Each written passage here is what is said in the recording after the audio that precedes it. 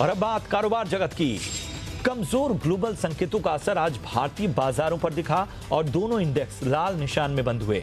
Sensex 171 अंक और Nifty 39 अंक टूटे। हालांकि निचले स्तरों से दोनों इंडेक्स में रिकवरी नजर आई। आज पीएसयू और बैंकिंग स्टॉक्स में बिकवाली रही। सरकारी क्षेत्र की कंपनी ओएनजीसी, गेल और कोल इंडिया के स्टॉक्स 3-3% की गिरावट के साथ बंद हुए।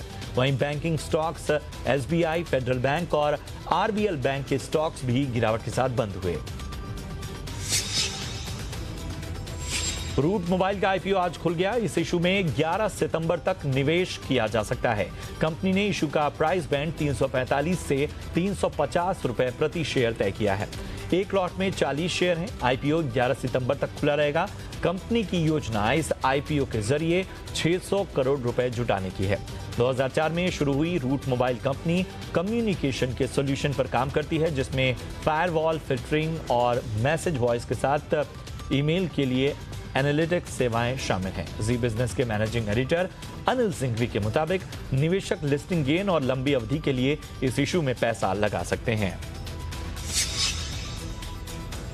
हैप्पीएस्ट माइंड के आईपीओ को जबरदस्त रिस्पांस मिला है। आज आखिरी दिन आईपीओ 150 गुना सब्सक्राइब होकर बंद हुआ।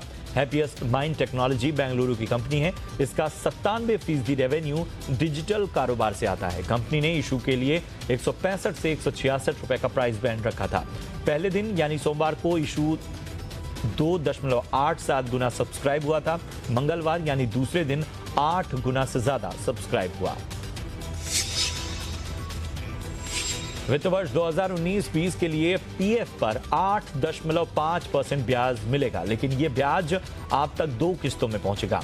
एक किस्त यानी 8.15% ब्याज अभी मिलेगा, बाकी 0.15% ब्याज दिसंबर में मिलेगा। आज हुई ईपीएफओ की बैठक में ब्याज दरों को लेकर ये अहम फैसले किए गए।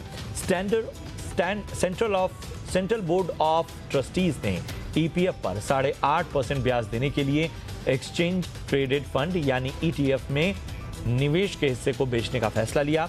वित्त वर्ष 2018-19 से तुलना करें तो इस बार ब्याज दर थोड़ी कम हुई है। कोरोना काल में पीएफ लोगों का सहारा बन रहा है। इस साल अप्रैल से अगस्त तक 94,41,000 सब्सक्राइबर ने कुल 35,445 करोड़ रुपए निकाले हैं। कोरोना के कारण लोगों को पैसों की जरूरत को देखते हुए क्लेम्स को जल्दी निपटाने का काम चल रहा है। श्रम मंत्रालय के मुताबिक ईपीएफओ ने पिछले साल के मुकाबले 32% अधिक दावों का निपटारा किया है। ईपीएफओ के अनुसार जून महीने में 6.55 लाख नए रजिस्ट्रेशन हुए।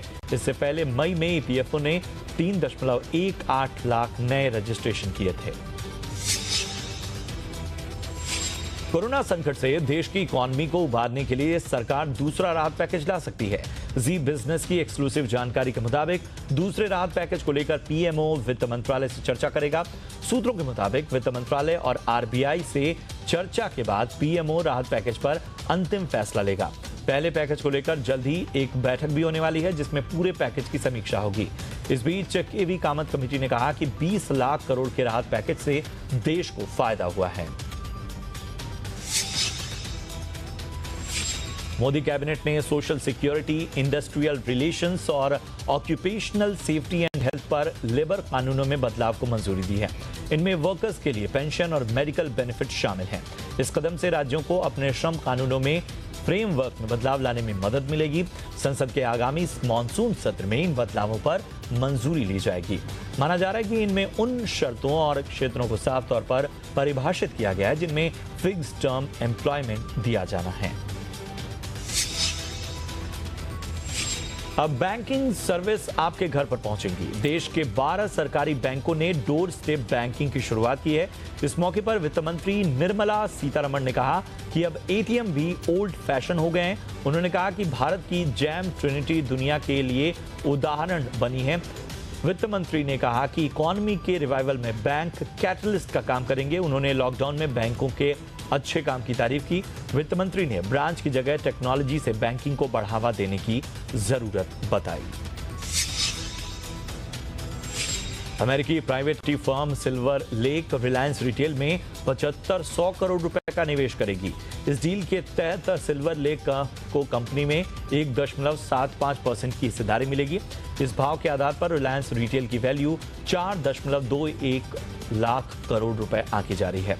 रिलायंस इंडस्ट्रीज अपनी रिटेल सब्सिडरी रिलायंस रिटेल की 10% हिस्सेदारी बेचने की योजना बना रही है। इससे पहले सिल्वर लेक ने इसी साल रिलायंस इंडस्ट्रीज के जियो प्लेटफॉर्म में 1.35 अरब डॉलर का निवेश किया था।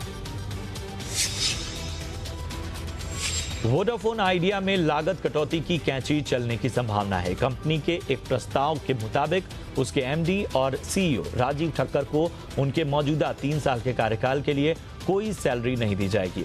वोडाफोन आइडिया की 25वीं सालाना आम बैठक 30 सितंबर को होनी है।